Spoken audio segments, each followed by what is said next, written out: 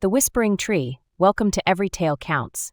The home of tales that spark your imagination and stay in your heart long after the story ends. Tonight, we'll travel to a place where trees whisper, animals talk, and memories are kept in leaves. So grab your blanket, maybe a cup of warm cocoa, and get ready. Because the Whispering Tree is calling, Chapter 1. A wind like a voice. Lina was a girl of quiet curiosity. At just 10 years old, she had the wide eyes of a dreamer, the hands of a builder, and a heart full of wonder. She lived in the sleepy village of Woodvale, surrounded by old hills, mossy stones, and the deep Ruzen forest, the forest of green mist. People didn't go in. Not anymore. But Lina's grandmother, once an adventurer, used to speak of the forest often. There's a tree, Lina. It doesn't grow, it remembers. It whispers your truth, but only if you're brave enough to hear it. That night, while the wind whistled through the chimney, Lina heard it. Clearly this time. A whisper. Soft. Lingering. Lina, come find me. Luggage Chapter 2. The decision and the pack. The next morning, she stood by the forest edge. She had a red coat, a small leather satchel, and inside, a compass, biscuits, her journal, a pencil, and a wooden acorn charm her grandmother had carved. Don't tell Grandma, Lina whispered to her cat. I'll be back before the sun sleeps. But the forest wasn't silent. Leaves rustled even though no wind blew. And suddenly, careful girl. Roots have ears and ears have mouths. It was a squirrel.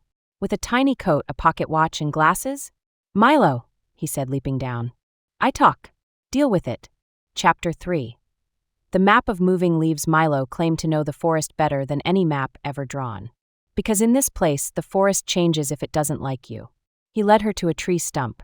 Upon it, fallen leaves rearranged themselves, forming a path. 3 trials, Milo said, stroking his whiskers. Pass them, and the tree will see you. Fail, and you forget why you came. And you'll come with me? Only because I'm bored.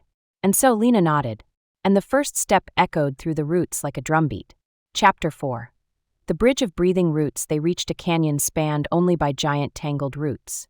They moved, breathed, and murmured low sounds. Only truth may pass, a voice echoed. A root curled up like a question mark. Tell us the hardest truth you know about yourself. Lina hesitated, then said quietly, sometimes. I pretend not to care so people don't see how scared I am. The bridge paused, then lowered its roots, letting her pass. Milo mumbled. Braver than you look. Chapter 5. The Garden of Echoes, 1400 hours, 1800 hours. The next trial was a circle of mirror-like pools. Each reflected Lina, but different. One was angry, one weeping, one greedy, one afraid. The reflections began to whisper. You think you're special? You'll get lost like all the others. You want to matter, but you're small. Lina clenched her fists. Maybe I am small, maybe I am afraid, but I'm still here. I'm still walking. Her real reflection smiled back. The others melted into mist. Not bad, Milo said. You're 2 for 2. Just don't trip on your own pride. Chapter 6. The fog keeper. Thick fog rolled in, silver silent, full of strange whispers. Suddenly Milo vanished. Milo, where are you? Then a shape emerged, tall, shifting, faceless. The fog keeper. Why do you come? It asked in many voices. To chase ghosts? To prove something? To remember? Lina held her acorn charm. I came because I need to know who I am. Then let us show you who you were. Memories flooded around her, moments when she was mean, when she lied, when she doubted herself. The fog tried to wrap her in shame. But then, a tiny paw tugged her sleeve. Don't let fog write your story, Milo whispered. Lina held her truth and stepped forward.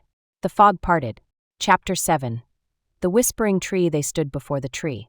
It was enormous, bark like folded paper, branches like open arms, leaves glowing softly. A pulse echoed from the trunk. The tree spoke. Slowly. Deeply. You have come. You carry your story, your mistakes, your courage. We remember the flamekeeper, your grandmother. Now we remember you. Lina touched the bark. Can I ask a question? Only one, she whispered. Why do I feel so lost even when I'm home? The tree hummed. Because your roots seek deeper soil. But know this, even wandering seeds grow mighty trees. Then a small branch bent toward her, offering a seed glowing gold. A gift. To grow your own story. Chapter 8. The Return and the Promise, 26:0029:00. The walk back was slow, silent, and warm. When Lina returned, her grandmother was waiting. No anger, just knowing eyes. You saw it, didn't you? she asked. Lina nodded and gave her the seed. They planted it together in the backyard. And that night, with stars blinking gently above, Lina heard the wind again. Thank you, storyteller. She smiled, curled into bed, and began writing the first page of her new journal. And so, the girl who wandered became the girl who listened.